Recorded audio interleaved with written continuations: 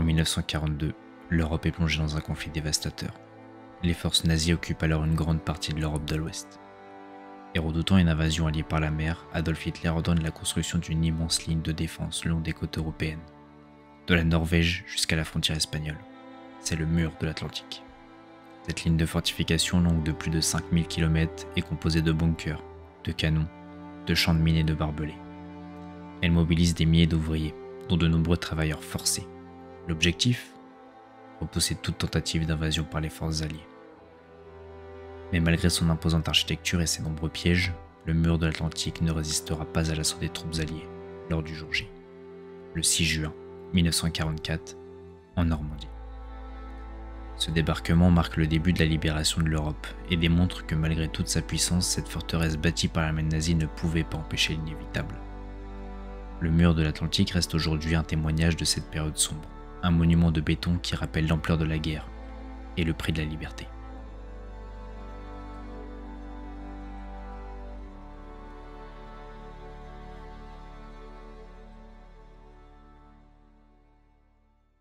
Et bien salut tout le monde, c'est Sloky. Aujourd'hui on se retrouve pour une toute nouvelle vidéo et plus précisément pour un nouvel urbex. Aujourd'hui on vient voir des choses abandonnées.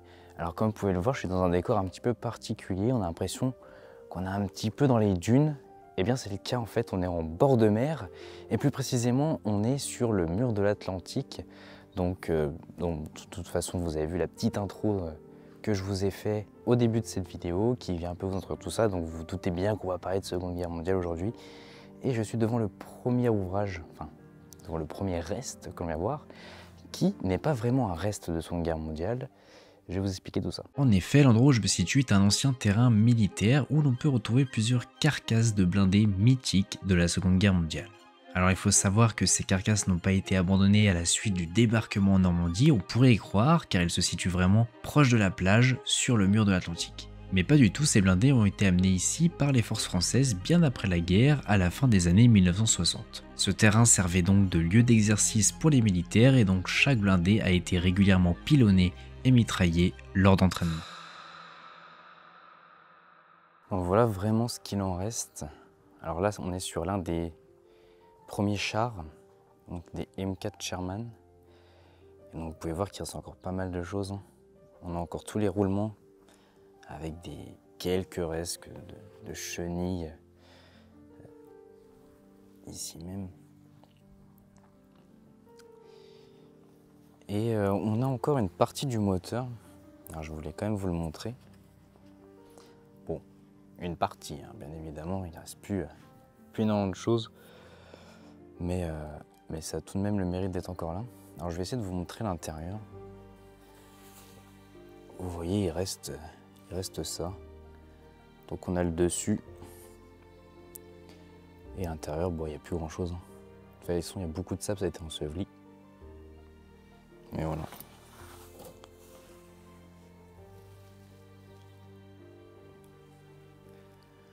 Là-bas, on voit une espèce de gros cylindre. Je sais pas, c'est peut-être tout ce qui est boîte de vitesse, etc.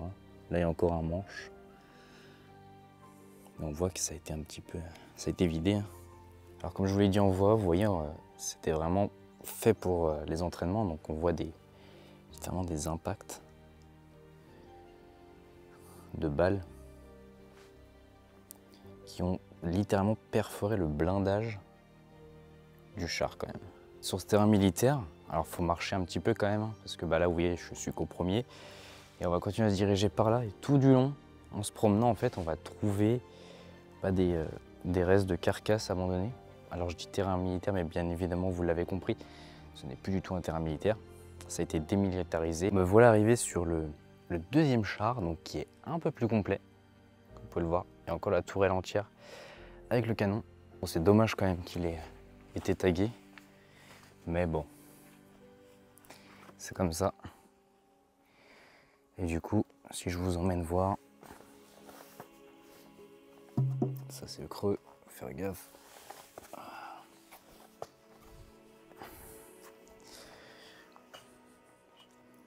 Donc là on se retrouve au-dessus, avec les deux ouvertures. Et pour voir l'intérieur,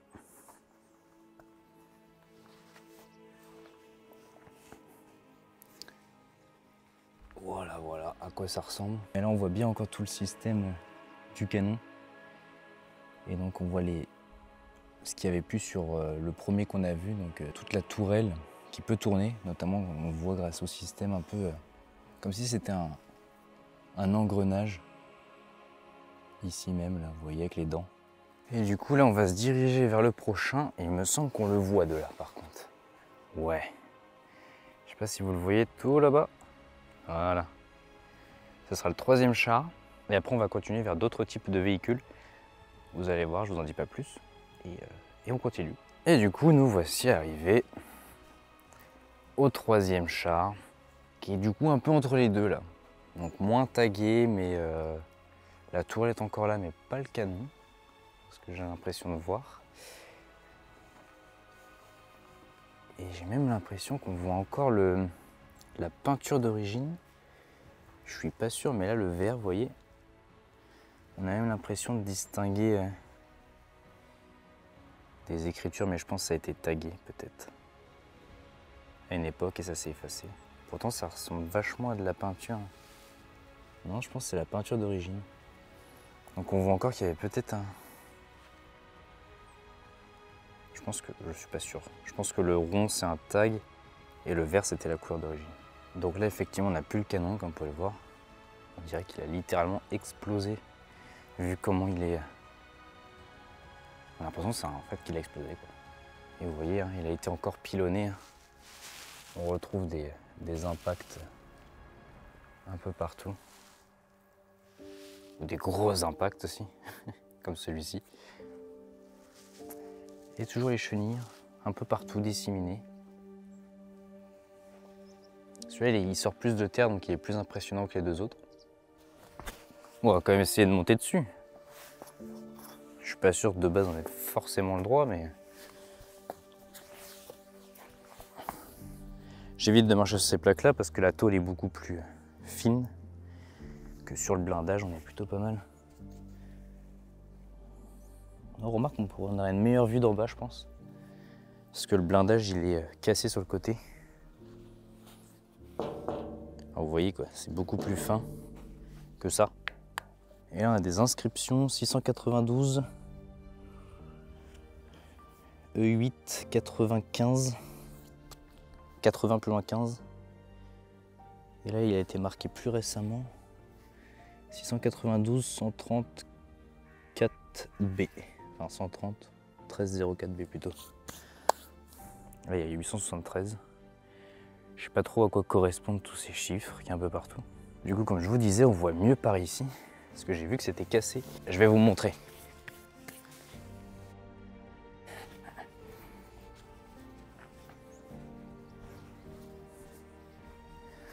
Ok. Alors vous allez comprendre ce que je vais vous dire. Mais en gros,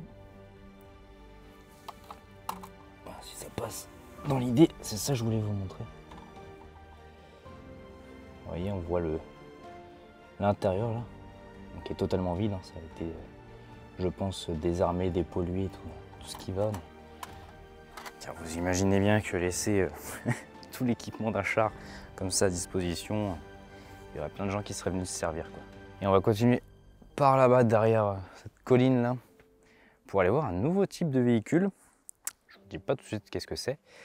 Vous allez le découvrir quand on y sera tout simplement. Bon, je vous propose de vous en dire un petit peu plus sur ce terrain qui représente quand même près de 300 hectares de dunes. C'est au début des années 2000 que l'armée française décide de se séparer de ce dernier et entre 2004 et 2012, les dunes vont faire l'objet d'une dépollution pyrotechnique de surface. L'armée est chargée de nettoyer les explosifs encore sur place et ramasser la totalité des munitions au sol, explosées ou non.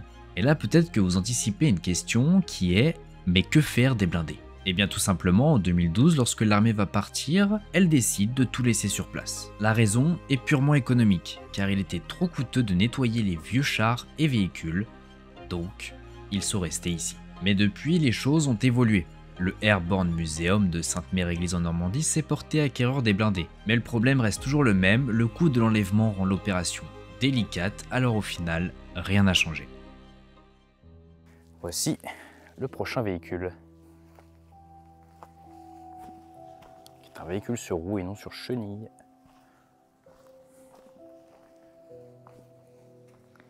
avec lui aussi une tourelle et un canon. On voit vraiment qu'il tombe en lambeaux. Regardez, au sol, vous avez plein de... On a l'impression que c'est des petits cailloux ou des ardoises. Pas du tout. C'est littéralement le métal qui se désagrège et qui tombe petit à petit. Là, on a un morceau. Je pense que ça, c'était sûrement ce qui venait recouvrir le moteur. Mais vous inquiétez pas, je vous ai emmené ici. Je vous ai parlé de la Seconde Guerre mondiale et je vous montre des choses en fait qui ne sont pas forcément liées à la Seconde Guerre mondiale parce que ça a été installé ici après pour s'entraîner. Mais vous inquiétez pas, à la fin de cette vidéo, on va quand même aller voir des restes de la Seconde Guerre mondiale. Mais je vous dis pas quoi. Bon, je viens de faire voler le drone. Et figurez-vous que j'ai bien fait.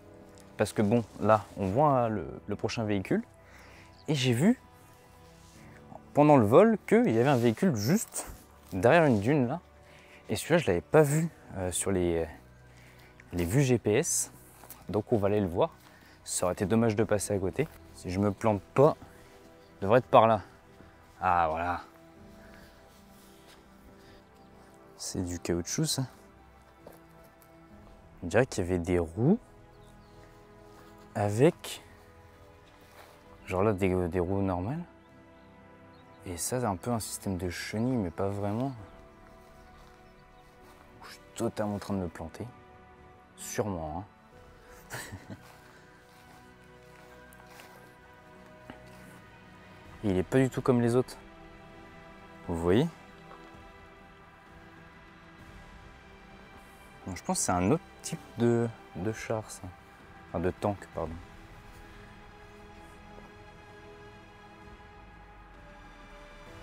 Et dedans, ça ressemble à quoi? Oh, petit papillon. Il y a un peu plus de choses dans celui-là. Il y a une petit interrupteur. Bon, attendez, il y a une d'araignée déjà. Il y a un petit interrupteur juste là. On peut tourner. En tout cas, sympathique. Donc, comme ça, on n'est pas passé à côté. Merci le drone. Donc maintenant, on va se diriger vers celui qu'initialement on devait aller voir. Et on va dire au revoir à celui-là. On voit bien. Donc aussi, c'était pas des chenilles. Enfin, j'ai l'impression. Du coup, là, on a vraiment les pneus encore. Et donc là, on n'a pas les espèces de grosses roues qu'il y avait tout à l'heure. Métalliques. Qui peut-être du coup étaient une chenille. Mais faut que je me renseigne. Donc pareil, on le retrouve. Donc un peu plus complet quand même parce qu'il y a encore les pneus, mais il manque vraiment le mécanisme qui était ici.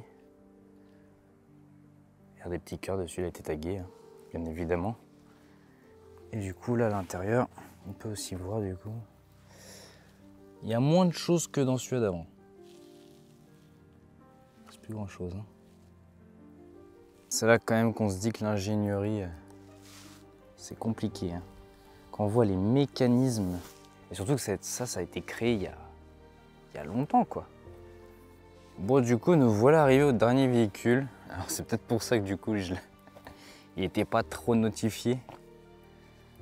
Parce que celui-là est dans un très mauvais état. Donc là on voit qu'il y avait des chenilles, sûrement des roues à l'avant, en pneus. Mais il ne reste plus grand chose. Hein. Et peut-être que ça a embarqué, je sais pas, une mitraillette ou c'était peut-être que pour du transport de troupes aussi. Mais celui-là, oui, il a souffert, hein. Il ne reste plus grand chose. Hein.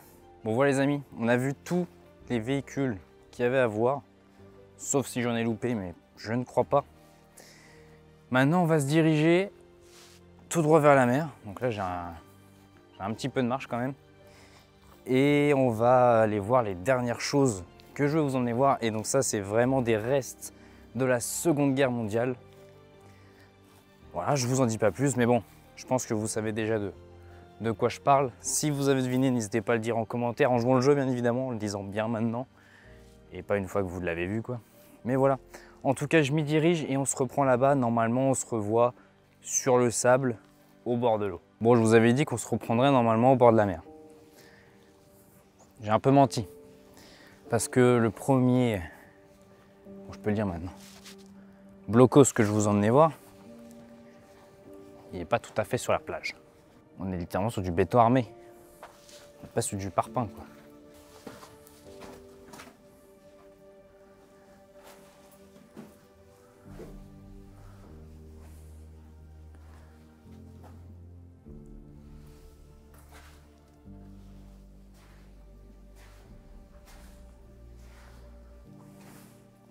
pense que très clairement il y avait une mitrailleuse ici, avec un canon qui sortait dehors pour pouvoir mitrailler. Et là il y a un passage. J'ai l'impression que ça donne sur le dehors. Je vais pas ramper, hein, je suis désolé, mais pour y aller. La sortie du canon qui est un peu derrière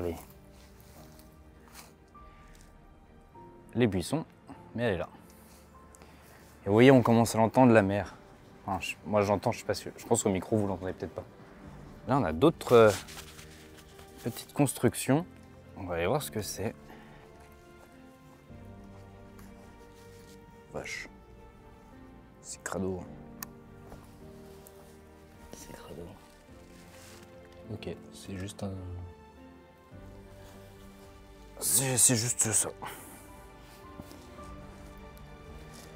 C'était peut-être une cache de munitions, je sais pas. En tout cas, on voit vraiment que ça mène sur rien du tout, où ça a été condamné. Et ça servait sûrement de stockage, pas plus, je pense. Moi, j'adorerais vous proposer une exploration d'un bunker secret. J'en ai trouvé. Et c'est pas en France. Et j'ai pas prévu d'aller tout de suite dans ces pays, voyez-vous. Mais en France, j'ai du mal à trouver des... Enfin si, j'en ai sur la ligne Maginot. Enfin, ils sont pas secrets. C'est juste qu'ils sont abandonnés. On va se diriger vers la plage pour aller découvrir ce que je veux vous montrer, qui est très sympathique. Et donc là, on a encore des restes d'un autre blocos qui est... Bon, je vous fais pas un dessin, c'est littéralement enseveli.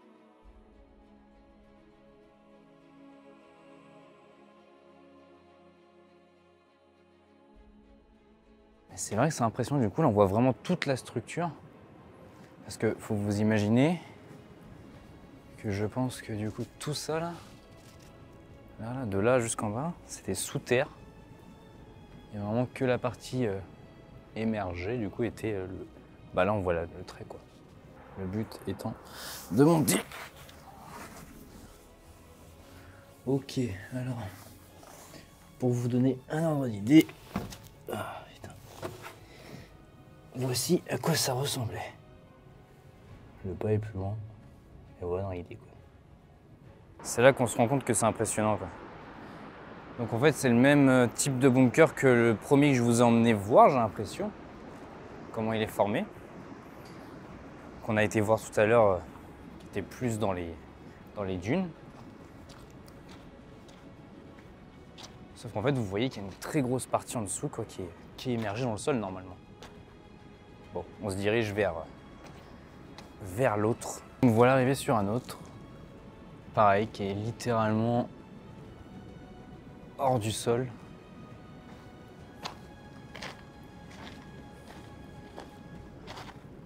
C'est vraiment impressionnant de voir ces masses de béton sortir comme ça. J'ai l'impression que c'est pas normal d'être penché comme ça. Vous voyez? Non, il faudrait voir comme ça quoi. C'est assez impressionnant. Puis là, on a quelque chose au sol. Ça devait être sûrement pour pouvoir faire tourner je pense, un canon. Qui pouvait du coup tirer, pas tout à fait à 360 degrés, mais de deux côtés au moins, à gauche et à droite. Bon les amis, je vous propose de conclure cette vidéo ici. J'espère que ça vous aura plu de venir voir tous ces ouvrages et ces véhicules à l'abandon. Donc je rappelle, les véhicules ne sont pas du tout liés à la Seconde Guerre mondiale. Ils ont été mis ici pour des entraînements militaires après la Seconde Guerre mondiale. Mais par contre, les blocos, eux, datent bien de cette période. En tout cas, n'hésitez pas à liker, partager, vous abonner si ça vous a plu. Et on se retrouve très prochainement pour de nouvelles aventures. C'était Sloky. Peace.